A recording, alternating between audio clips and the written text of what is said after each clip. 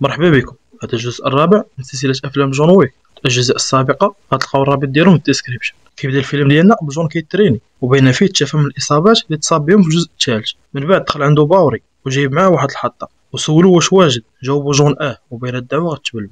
من بعد غنشوفو في الصحراء المغربية كيشارع على عودو وتابع 3 من رجال الشيخ المجلس الأعلى، بقى تابعهم وكيتيري فيهم تفنشهم. من بعد قصة الشيخ ركع قدامه كنوع من الاحترام وطلب منه الخاتم اللي كان عطاه لهم في الجزء الثالث والحرية ديالو. جاوبوا بلي الخاتم ديالو مشى مع الشيخ اللي كان قبل منه، اما بالنسبه للحريه ديالو فراه ما غيحققها حتى يموت. هنا جورناض وصيفط عليه الراس خلاه مجبد التم، وبهذا غيكون زاد كبت على راسو حيت قتل زعيم المجلس الاعلى. مشاو لنيويورك وبالضبط الاوتيل، بحيث في هذه اللحظه وصل النذير من المجلس الاعلى وخدمته هي يوصل الخبر المهم. طلع عند المدير وينستون وعطاه امر من الماركيز دي غرامونت انه الاوتيل كونتيننتال فرع نيويورك غتجرد من الصلاحيات ديالو، وعطاهم ساعه باش يخويو الاوتيل وخرج. هنا شارون سول المدير واش عندهم الحق، قال ليه بلي الزعماء 12 ديال المجلس الاعلى وقعوا مرسوم وعطاو الماركيز السلطه المطلقه من حقه يدير اي حاجه وامرو يخوي الاوتيل دابا. من بعد تحركوا باش يتلاقاو بالماركيز دي غرامونت، دخلوا عنده البيرو ديالو.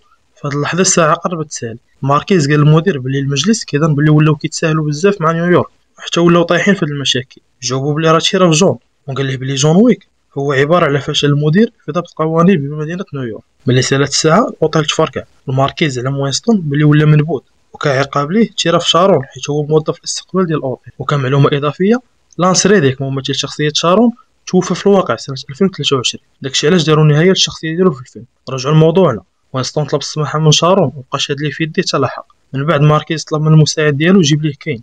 نمشيو دابا لباريس، هذا هو كاين وغيكون كيتصنت العزف ديال بنته لكن ما تلاقاش معاه. من بعد غيمشي عند الماركيز وغنعرفوا بلي كاين حما. قال ليه الماركيز بلي عنده ليه مهمه لكن كاين رفض حيت هو متقاعد. لكن الماركيز هدو بنجو. هنا كاين هز الظرف ولقى فيه سميت ويك، وغنعرفوا بلي كاين ويك كانوا 20 شحال هادي قبل ما يولي كاين عبد هاد المجلس، بحيث فيما المجلس كيعطيو لكاين شي سميه خاص يقتل مولاها ولا بنته غتموت. وافق كاين على المهمه. سولو الماركيز واش عارفوا فين غيكون دابا، قال ليه كاين واحد البلاصه في بالي. نمشيو دابا لاوساكا باليابان، بالضبط الاوتيل كونتيننتال فرع اوساكا. هذا مدير الاوتيل سميتو كوجي، وهذه اكيرا موظفه الاستقبال ديال الاوتيل وهي بنت المدير كوجي. وهذا الويل اللي معاه مالينو مسمي راسو نوبادي، هو جي على قبل جون ويك. وغنعرفوا بلي المكافاه على راس جون ويك ولا 18 مليون دولار. وخونا عنده دفتر فيه كاع المعلومات على جون ويك، والهدف ديالو توصل المكافاه ل 50 مليون عاد يقتل جون حيت باغي يشري فيرما. مشات اكيرا عند مدير كوجي وراتو لومبلوا ديال غدا، دو على داكشي اللي وقع في اوتيل نيويورك. حاولت تقنعه باش ما يعاونش جون ويجبد النحل على راسو الاوتيل لكن هو دار فيها. من بعد تحرك للطراز ديال الاوتيل وتلاقى بجون ويك، قال ليه بلي دار خطا كبير ملي قتل رئيس المجلس الاعلى، انهم دمروا اوتيل نيويورك.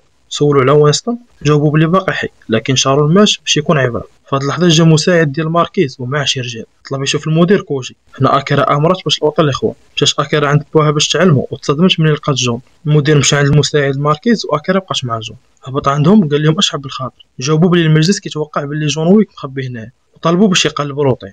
هنا المدير قال لهم اييه مرحبا لكن سلموا سلاحاتكم وتفضلوا. لكن المساعد رفض وحضروا بلي غيوقع ليه بحال نيويورك. من بعد جا كاين وغيبان بلي كانوا 20 شحال هاد، طلبوا باش ما يعكسش ليهم لكن المدير رفض. تفضوا وخرجوا رجالهم من الفوق هازين السهام، عطاهم الاشاره ونيشوا فيهم واللي معاه لتحت جبدوا الحبيبات والدعوه هي تبلبل. كلشي مطيف باش ما جا في يديك فراده سيوفه الدراري كينيشوا بالسهام من الفوق. تكالمات الدعوه طلب منهم المدير يخرجوا لكن دخلوا العسكر ديال المجلس الاعلى. هنا الطرح غيزيد يشخط. نرجعوا لاكيرا اللي غتكون كتلوم في جون حيت جا عندهم وحياتهم ولات في خطر بسببه. شويه جا عندهم واحد علامه بلي الدعوه مرونه، اسطروا الماتيريال وهي تشخط. تلقى الناس كينيشوا بالسهام وجون كيتيري من جهه اخرى. وكيف عارفين خوتنا لابسين دروع ونقطه الضعف ديالهم هي العقل، لكن بالنسبه للسهام ما كيلقاش مشكل. اكيرا شاهي مزه هي الطرح في جهه اخرى وكاين شاد واحد الزلافه وسامر في الظلمه. نمشيو عند المدير كوجي حتى هو ما خلاش حقه. خونا باش ما جيتيه قاد الغرض سيوفه فراده. من بعد جا المساعد الماركيز لقى كاين كيقصي، قال ليه واش شريف تلاش جايبينك كش قاعد. هنا كاين ناض سلخ جوج اللي قدامه. من بعد هرب وبدا كيلصق المستشعرات الحركه في الحيوط ومشى تخبى. المستشعر معاه كيدوز من حدا شي حد كيصوني. هنا كاين كيعرف بلاصتهم وكاينو ديسلخ هي بنادم. رجعوا لجون واكيرا اللي مكبتينا مع جا الماركيز اللي لابس الكوستيمات مضاده للرصاص لكن ريوسهم عريانين. زيد عليها الكوستيمات ما كيحبسوش المضى. غاز حبيبتك وخرج لي بنادم. هنا اكيرا جات فيها قرطاسه لكن بوها حضر وفرجك شقله. من بعد وصل جون. هنا المدير اما جون يهرب هو رفض لكن المدير حكر عليه وطلب منه يطيح شي بطاناش في الطريق ودا بنتو منت. جون خرج وبدا يسلط في بنادم ما كاين غير الهيدشوت ترى خلا طيح اكثر من نايت. من داك النايت طيحو. من بعد خرج ليه كاين شبكوها وكتذكير بسيط فراه المعمعه كامله بسبب برهوش قتل جيرو. رجعوا لجون اللي جاتو فرصه باش يقتل كاين لكن حبس حيت كيعتبروا عشيره. بقى جون مكوانسي وكاين كيقلب غلقاه وما يشبكوه حتى حط ليه السيف على عنقو ويجي اللوين وبدا يقنص عليه وفرجك الشقله. في هاد اللحظه المكافاه على جون ويك وصلت ل 20 مليون دولار. خرج جون من لوطيل تلاقى مع واحد قتلو وحيد ليه واحد اللوكو كان معلق. خرجوا ليه شي وحدين لكن اللوين عشقو. جون عرفو باغي الجائزه لكن اللوين طمنو وقال ليه باقا المكافاه رخيصه غير ارتاح. مشيو عند المدير كوجي اللي غادي هو وبنتو تخرج ليه كاين. سولو على فين كاين جون وعلاش كيعاونو بحيث ما كايناش بيناتهم شي تميمه اللي تخليه يضحي بحياته على قبله. جاوبوا بلي العشره اهم من التميمه. من بعد نوضوها وحيت كوجي كان واكلها بغى يزرب عليه كاين. حاول يقنعو يتراجع لكن كوجي رفض وهجم عليه. هنا كاين غرس فيه السيف وقتلو. بغات اكره تنتقم لكن كاين حبسها قال لها سيري عيشي مع راسك وانا غنتسناك تتوجدي ومرحبا بك الا بغيتي تنتقم. من بعد غنشوفو جون في المحطه طلع له واحد المترو شويه وصلت عنده اكيرا اللي كانت واكلها. قالت ليه بلي بوها مات بسبابو داكشي علاش هو ملزم ينتقم ليه. مشاو لنيويورك وينستون واقف قدام اوتيلو اللي كله محروق ولا خربه. جا عنده باوري قال ليه بلي بغا يدوي مع جون حيت عنده حل هاد المعمعه. سولو علاش خلاو حي وقتلو شارون. جاوبوا بلي كون مات كان غيبان شهيد لكن ملي خلاو حي ولا كيبان خوف وضحيه. نمشيو عند كاين اللي غيكون مريح مع اللوين وحضروا باش ما يتعاملش مع الماركيز لكن هو ما داش فيه. من بعد دخل عند الماركيز سولو كيفاش لقى جون. جاوبوا ودبر عليا نقول لك. قال لي شحال بغيتي. قال لي 25 مليون. ماركيز عطاه 20. هنا اللوين قال ليه وصل لعند ويسر في 23 ومد لي يدو باش يسلم عليه. هنا الماركيز جرو وغرس لي موس في يدو وقال له تشطر معايا حنا مريحين في القرنه. بغا تدافع على الكلبه ديالو لكن المساعد نيش فيها. اللوين طلبها تكالما قال ليه دابا عندك جوج حلول يا غتحضر لي راس جون ويك يا الخبر في راسك. نمشيو عند وينستون اللي كان قدام قبر شارون. شويه وصل عنده جون عزاه سولو على اللوغو اللي لقاه عند خونا في اوساكا. قال ليه هذا ماركيز دي غرامون كلفوا المجلس وعطاه مطلق الصلاحيات باش يتهناو منك. سولو فين يلقاه. جاوبوا باريس وتم جون غادي بحال. قال له وينستون اشنو ودير. جاوبوا غنقتلو. قال ليه غتقتلو وغيجيبوا واحد اخر وعمر هاد الروينه ما غتسال. داكشي علاش تحداه في مواجهه فرديه ربحوا وربح حريتك. لكن جون منبوذ وما بقاش عضو في المجلس وما عندوش حق يطالب بالمواجهه. جاوبوا انت منبوذ لكن عائلتك باقا عضو في المجلس. طلب منهم يمثلوا. قال له جون باللي التذكيره اللي كانت عنده قطعها باش يوصلوا لكاز وكتذكير كما شفنا في الجزء الثالث. جون ويك اصلا من بيلاروسيا وكينتمي لعصابه روسكاروما اللي المقر ديالها هو برلين. جاوبوا وينستون سير لبرلين قاد بلاناتك معاهم ولا سرح في قبرك. نمشيو دابا لبرلين. جون وصل لمقر روسكاروما اللي كان عباره على كنيسه. فهاد اللحظه اللوين مراقبو. جون دخل الكنيسه قصد القس قال لي بغا يدوي مع عمو بوتر. القس ما خلاش يكمل الهضره جبت شوتغان ضربو تتلاح قال عليه غير الكوسين. من بعد هزوه من تما. رجع لوين لصنع الماركيز قال لي بلي جون راه في برلين صافي خلصني. جابو واش كنطنزو هنا اتفقنا على حياه انت تختار حياتك ولا حياته وقطع عليه. رجعوا لجون اللي مربوط ليه حبل المشنقه في عنقو وعصابه روسكاروما مدورين. جات عنده كاتيا قالت لي اش جابك عندنا حيت انت منبوذ وحتى من التذكره ديالك تقطعت. قال لها بلي بوتر اللي غيحكم عليه. جاوباتو بلي بوتر مات بحيث ملي قتل جون زعيم المجلس الاعلى امر الماركيز بنفس العقاب لبوتر. بالمناسبه بوتر كان هو الزعيم ديال روسكاروما لكن ملي مات ولات بنتو كاتيا في بلاصتو. قال لها جون بلي عندهم نفس العدو وغيقتل الماركيز. هي جاوباتو ها انت قتلتي غيجيبوا واحد اخر وغنعاودو حنا نتعاقبوا. لكن جون قال لها بلي غيتحداه في المبارزه. اكد لها القس الهضره اللي قال جون لكن خاصو يكون عضو في المجلس ولا العائله ديالو عضوه فيه. دورتها في راسها وقالت لجون قتل الشخص اللي قتل ليا بابا ومرحبا بك معنا. قال لها عطيني غير سميه تسنى اخبار. قالت ليه سميتو كيلا هاركن وقالت ليه كلاوس غيوصلك عنده. وكي داير هاد كلاوس لا سلام لا كلام كيعرف غير مسمى. نمشيو لمقر كيلا هاركن. كلاوس وصل جون لعنده على اساس انه راهينه وخلاه تما. وهاد كيلا كان مبطبط وفمو يشري لك جوج ديور في السكن الاقتصادي ومريض بالضيق. رحب بجون شويه خرج كاين اللي كان كيتسناه. من بعد شويه دخل لوين سولو كيلا واش جا على قبلو. جاوبو بلي جا على قبل جون ويك وريحوا معاه. دابا في الطابله عندنا ثلاثه باغي نقتلو جون وجون باغي يقتل كيلا. هنا كيلا اقترح عليهم يلعبوا الرامي ولا ربح يختار شكون يموت. فرق عليهم كارطه كل واحد ورا الوراق اللي عنده وبطبيعه الحال كيلا اللي غيربح. وقال لهم بلي ملي ريحوا في الطابله كانوا ديجا خاسرين.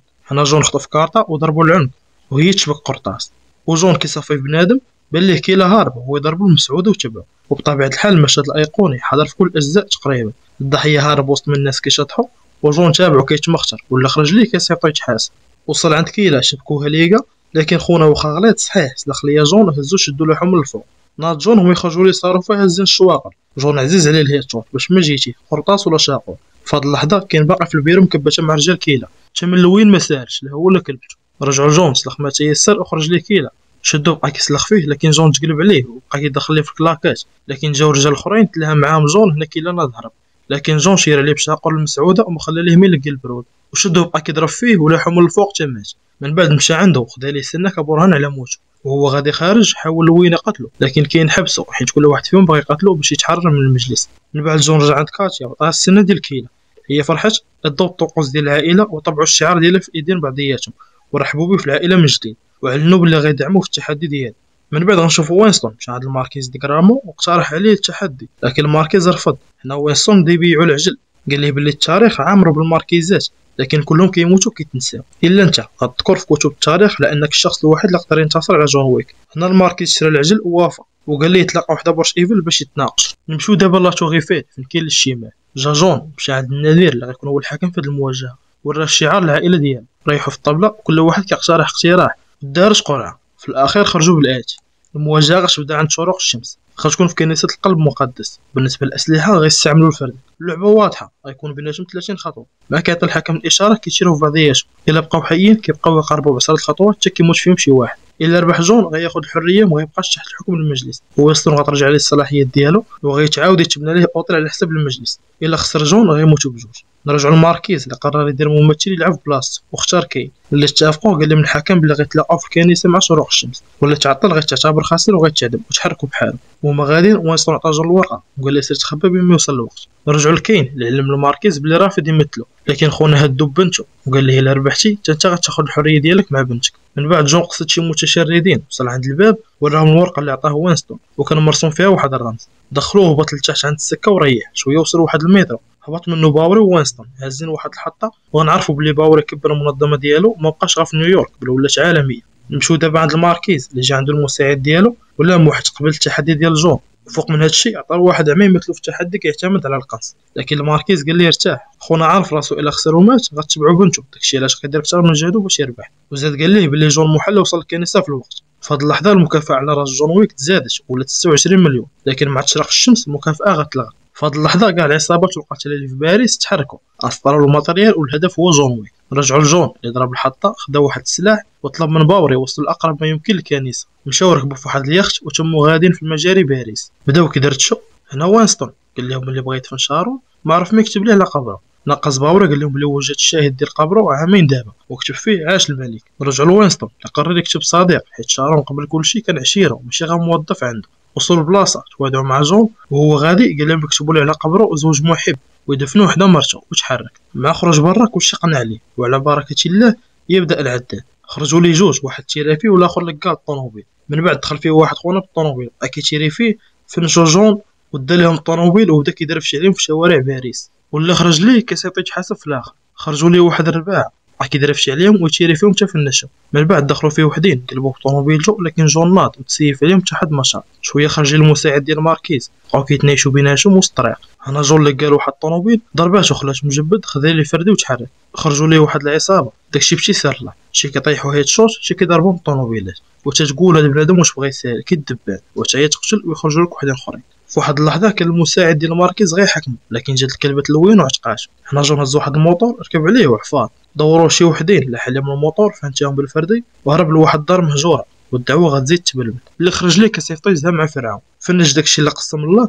شويه وصل لوين حتى هو خد حقه من الكيل، حيت حتى هو بغى ياخذ الجائزه. في هاد اللحظه المكافاه على راس جون ويك تزادت ولات 40 مليون دولار. مع تزادت المكافاه تزاد بنادم. من بعد جون خضر الشاش ديال العافيه وبدا يشوي في عباد الله. شويه خرج ليه لوين كبتها معاه. من بعد وصل المساعد ديال ماركيز، هجمت عليه كلبه لوين مع بغى يقتلها، ضرب ليه جون بالتير تتلح من الفوق. هنا لوين تصدم حيت عتق ليه كلبته. رجعوا لجون اللي نقص من الشرجم كالها، لكن ناض وتحرك. وصل لواحد البلاصه ولا كيشوف الكنيسه، لكن خاصو يطلع 222 درجه، زيد عليها الدروج عامرين بالعصابات اللي باغيين يفوزوا به. هي وهي تشبك اللي جا قدامه كيضربوها هيتشوش ويصيفطوا. لكن المشكله بالنسبه لهاد الناس ماشي هي قتلوا جون ويك، ها انت كاع جاك الزهر وقتلتي، كي غدير تخرج الجثه من تما، حيت كلشي ديك الساعه غيولي يتقاتل باش ينسب ليه بلي هو اللي قتل جون وياخذ المكافاه. نرجعوا لجون تقرب يوصل، هو تلقى المساعد ديال ماركيز ولاحو من الدروج. بقى جون كيتكركب ترجع لنقطه الصفر. من بعد وصل عنده كاين، سولو شحال بقى الشروق، جاوب 3 ديال الدقائق. قال ليه راه ضروري عندي توصل للكنيسه باش نربحك وناخذ الحريه ديالي انا وبنتي، وقرروا يتعاونوا.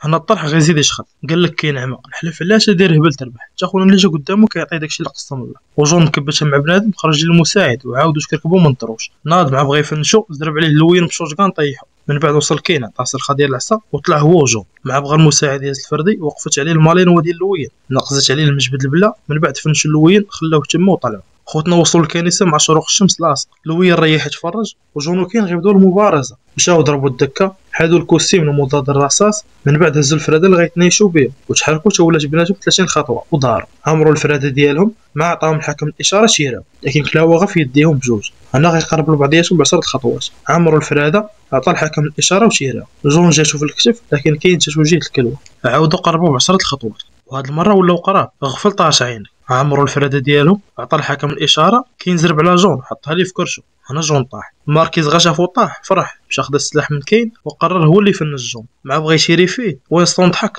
وقال ليه يا على مكلخ راه باقي ما تيرا. هنا جون زرب عليه وحط عليه في راسه. جا الحكم شافو وعلن بلي جون ربح ولا حر من المجلس الاعلى، ومبقاتش عليه المكافاه. وبشر كاين بلي ولا حر هو وبنته، وعلم وينستون بلي غيرجعوا له الصلاحيات وغيتبنى ليه لوطيل. مشى كاين عند جون شكرو وشحرك من تما. من بعد جون قصد وينستون قال ليه رجعني للدار، وهبط في الدروج لاح الاسلحه ديالو وريح تفكر الذكريات ديالو مع مرته. من بعد طاح سخف. بعد مده غنشوفوا وينستون وباوري واقفين قدام قبر جون اللي حقوا ليه الامنيه ديالو، ودفنوا حدا مرته وكتبوا ليه الوصيه ديالو على الشاهد. من بعد تحركوا من تم، وغيبان لينا بلي كلب جون غيبقى عند باوري يربيه. وهنا غنكونوا وصلنا للنهايه ديال جون ويك، لكن مازال بزاف ديال الافلام والمسلسلات اللي غتكون مشتقه من عالم جون ويك غتصدر عما قريب ان شاء الله. وهنا الفيلم ديالنا كيكون ساهل، ما تنساوش ديروا لايك، شي كومونتير زوين، وديروا ابوني وفعلوا الجرس باش يبقى يوصلكم الجديد. وبالنسبه لصحاب نجم السا راه ما نسيتكمش، راه كاينه صفحه فيسبوك اللي هي كلها فيها الملخصات. مرحبا بكم عندي في انستغرام. تلاقاو فيديو جاي، تهلاو.